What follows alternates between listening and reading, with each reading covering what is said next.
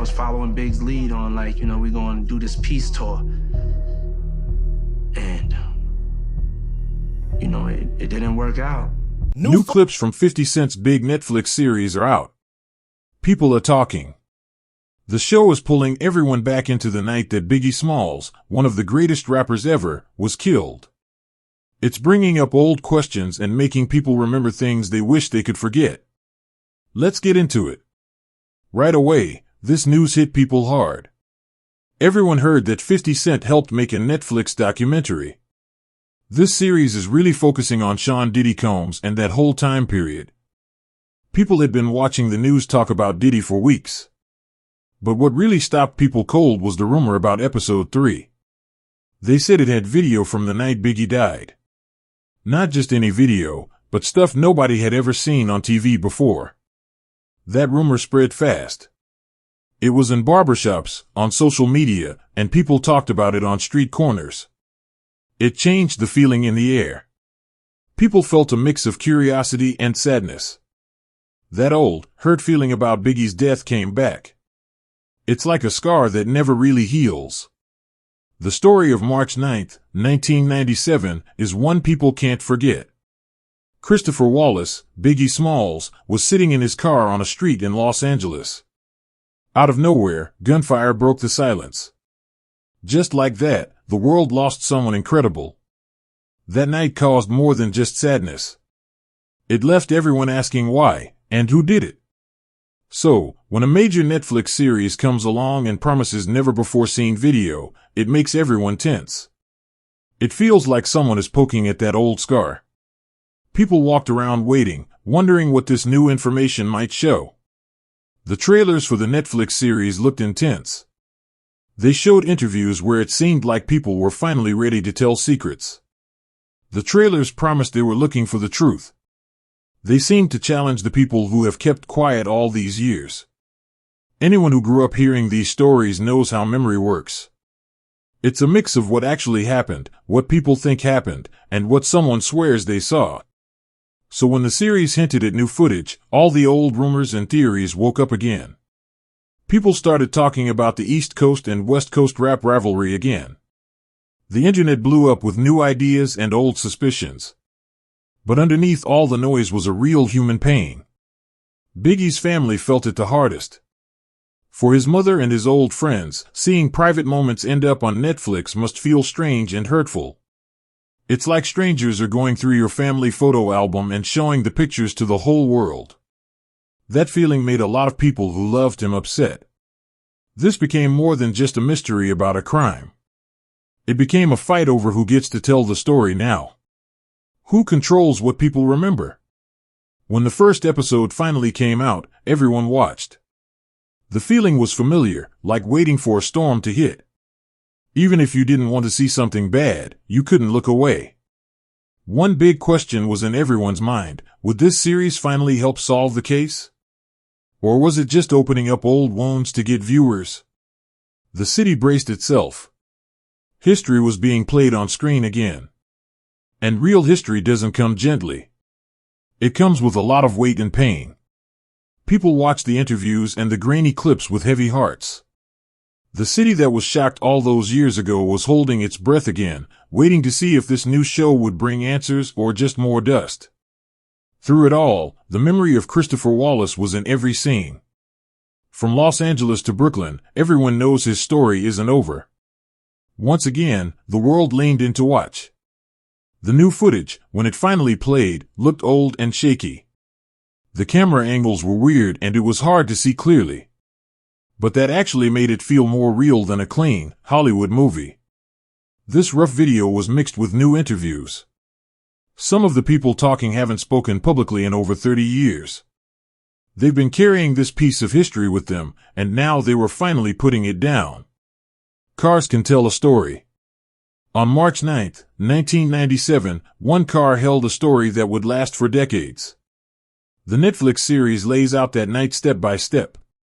Biggie Smalls was driving through Los Angeles after what seemed like a normal night.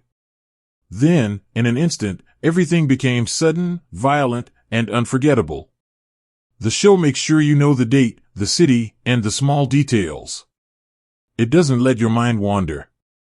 It starts by showing a normal night.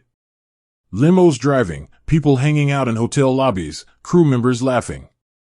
Showing this normal life is important because violence is so shocking when it interrupts something ordinary. The series builds the tension by showing these simple moments. It shows the cars like they are characters in a story.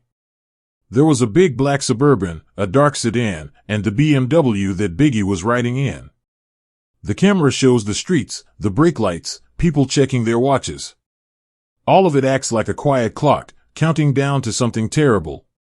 Then, the documentary shows another car pulling up. The footage gets tight and close. You see grainy images mixed with what witnesses say they remember. A car window rolls down. A shadow moves inside. A hand with a gun appears. That's the moment everything changed. The series doesn't make it look like a movie. There's no slow motion for drama. It uses real sounds and real, small movements. You hear a faint click. You see someone's head turn suddenly, their instinct kicking in. You see people start to run in the background. These details make you feel like you are there, in the shock of that moment. Bullets hit the car. Biggie was shot in the chest. Then, pure chaos broke out. The show handles the shooting with seriousness and care. It only shows what can be backed up by evidence or testimony. It rebuilds those seconds using video clips, police documents, and interviews. They make it clear this is a reconstruction of what likely happened, not a made-up story. After the shots, the screen is full of panic. Doors fly open. People are screaming. The driver speeds away. Someone is trying to stop Biggie's bleeding. Someone else is frantically trying to get help. This raw footage keeps you grounded in the horrible truth of what happened. It's not just about the crime, but about how real people reacted in those desperate seconds. The series follows the ambulance to the hospital. It talks to doctors and uses medical records to explain the injuries. They describe the damage to his chest and how the doctors tried to save him. Mixing these cold, clinical facts with the emotional setting of the emergency room makes the moment feel very real and very sad. Then, the show pulls back to show the aftermath. How the police reacted. How the news spread. How rumors flew through neighborhoods and the music industry. The documentary explains how video can be argued over, how people can see the same clip differently, and how legal fights over who owns the footage can get in the way of the truth. In the end, this part of the series doesn't give answers. It just puts all the pieces, the video, the names, the medical facts, the movements, into one picture. It makes the viewer feel the full weight of that night. A normal night turned into violence. Violence turned into desperate action. And action turned into questions that are still unanswered after all these years.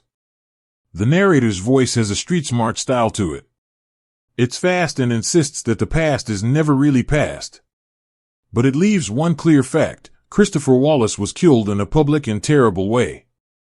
The filmmakers focus on faces, movements, and the quick decisions people make when they are scared. The footage can't fix what happened. But it can make people remember. It can push people to keep looking for answers. The series tries to keep that pressure alive. Once this unseen footage was out in the world, all the old theories came rushing back. The city felt that old nervous energy, like when a sleeping giant wakes up. People started talking about the same suspects, the same motives, the same gaps in the story. Names from the past came up in conversations again. People remembered stories about rivalries, paid-off favors, and people who looked away. The documentary didn't invent new suspects, but it shined a light on names that were always in the background. It made people think about meetings in dark places and how street crews and powerful people might have been connected. That kind of talk makes the phone ring late at night. It makes people sit up and think about the case all over again. In the documentary, a few eyewitnesses came forward with small, new details. They talked about times that didn't match up in old reports. They mentioned a taxi route that was wrong, or a security camera angle that showed a car no one talked about before. These little details aren't proof by themselves. But for detectives, these small mismatches can be the first thread you pull to unravel a whole mystery. As people watched the series, reporters started asking for old police files. Lawyers for Biggie's family asked the courts to look at case files that have been sitting for years. A former FBI agent who worked on the case gave an interview. Every little piece of new information added another layer to the story. On the internet, this all becomes news instantly. But on the street, talk moves slower. It's passed from person to person, like trading cards. Some stories seem believable. Others seem fake. There were whispers that the documentary was making some old enemies look guilty and making other people look innocent. But all the talk just made more people come forward with memories they've kept to themselves for years. One big question hung in the air: why was this footage hidden for so long? The answer has a few parts. Some clips were from family home videos, never meant for TV. Others were from hotel security cameras. The hotels probably didn't want to get involved in a famous murder case. Some people just had the footage and didn't want the trouble that comes with it. Then there are the legal issues, rights and permissions and paperwork that sat in boxes until someone with money and courage, like Netflix and 50 Cent's team, decided to deal with it. Stories stay buried not because they aren't important, but because digging them up is difficult and expensive. By choosing to show this, Netflix started a public conversation. People who were just names in old files are now part of a story millions are watching. Private videos are now public evidence. The documentary opened new doors. Some people who were silent for years suddenly remembered things clearly. They sounded like they had been waiting for the right time to talk. The city watched it all happen. Even though the footage didn't solve the case, it brought the story back into the light. And light changes things. Light can show what was hidden. It can make things clear. It can make people move. Once light hits a dark place that's been hidden for decades, people start to act differently. For people still looking for the truth, the documentary is like a new sign on a long, confusing road. For everyone else, it's a reminder that some nights can grip a city and never let go. After the show aired and people stopped watching, the real work began in quiet places. Families, fans, reporters, and police had to decide what to do with what they just saw. Starting a conversation isn't the same as finishing one, and people in the streets know that better than anyone. They've lived with unfinished stories their whole lives. For Biggie's family, the footage was both good and bad. It gave them a chance to see parts of that night in a new way. But it also threw them back into a spotlight of press and rumors they didn't ask for. People gathered at memorials with candles. They shared his music online. They told stories about the man, not just the legend. These moments reminded everyone that behind the mystery was a real person who was missed.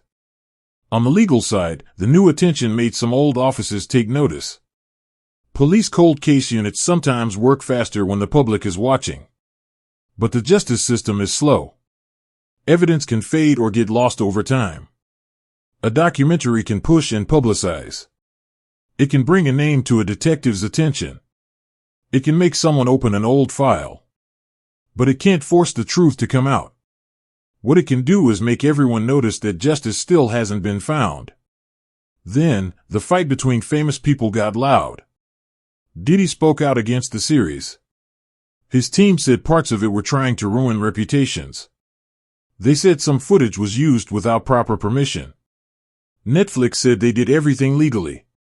This argument turned into a public fight that millions saw. It wasn't really about one video clip. It was about the right way to tell a story. It was about consent and about the cost of putting someone's life on screen. People took sides quickly. Some defended Diddy's right to privacy. Others were suspicious of his motives, since his name is so tied to that era. The argument didn't solve anything. So, the streets kept talking. Because in the end, the footage did what important old videos do. It made the city look again at a night it thought it understood. The documentary shined a bright light on one night. But what that light means is up to the people who lived through it, and the people who loved the man at the center of it all. The footage is out there now. And with it comes a clear reminder, the city hasn't forgotten. And it knows it still has to keep looking. If you are enjoying these updates about the documentary, please hit the like button for this video. You should also subscribe to the channel so you don't miss what comes next.